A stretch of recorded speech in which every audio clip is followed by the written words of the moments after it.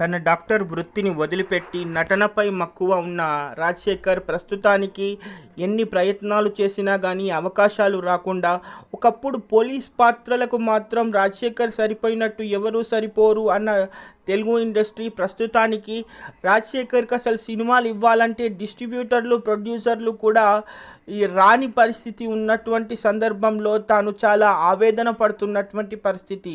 So కంటిన్యూస్గా 6 సంవత్సరాలు ఎన్ని ప్రయత్నాలు చేసినా కూడా తనకు అసలు ఒక్క చిత్రం కూడా సక్సెస్ కాలేదు.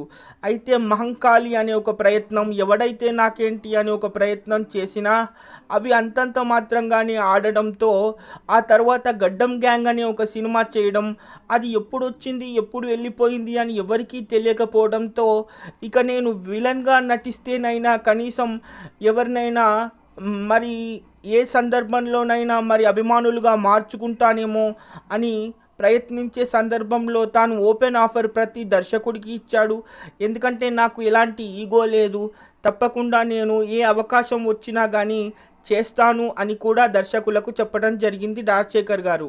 అయితే దానికి సంబంధించి ఎన్నో పాత్రలను తాను రిజెక్ట్ చేశాను అని కూడా చెప్పాడు. ఎందుకంటే ఆ సందర్భంలో తనకు హీరోగా ఉండాలి అని అనుకోవడం వల్ల ఎన్నో చిత్రాలను వదిలేసుకున్నాను అని ఇప్పుడు బాధపడుతున్న పరిస్థితి.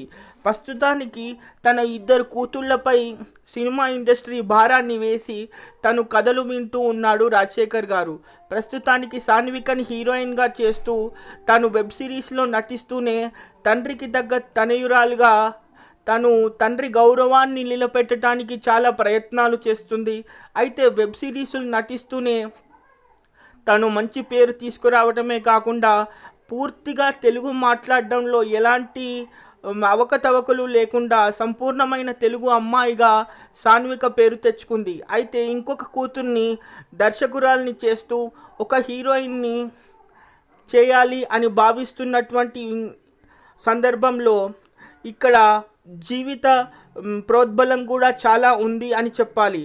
అయితే ప్రస్తుతానికి ఎన్నో సందర్భాల్లో మనం రాజశేఖర్ గారిని పాటలు వింటూ ఉంటాం, లేకపోతే చాలామంది ఆయన ట్రోల్ చేయడం వల్లనే తను 35 సంవత్సరాల నుంచి హీరోగా ఉన్నప్పటికీ కూడా కేవలం ఒకప్పుడు మాత్రమే రాజశేఖర్ వైభోగం ఉండేది.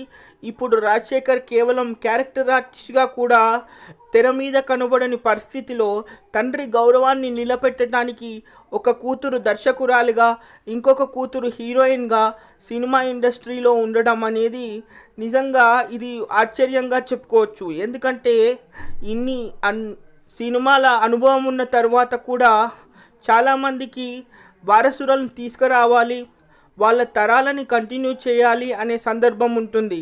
కానీ కూతుళ్ళు తండ్రి గౌరవం కోసం తనకు నచ్చినటువంటి సినీ రంగంలోనే ఉంటూ తనకు ఎక్కడైతే పోయిందో అక్కడే తీసుకురావాలి అని అనుకుంటున్నట్టుగా సాన్విక మంచి పేరు తీసుకురావటం ఇప్పుడు ప్రస్తుతానికి రాజశేఖర్కి కొంచెం ఊరట లభిస్తుందని చెప్పాలి.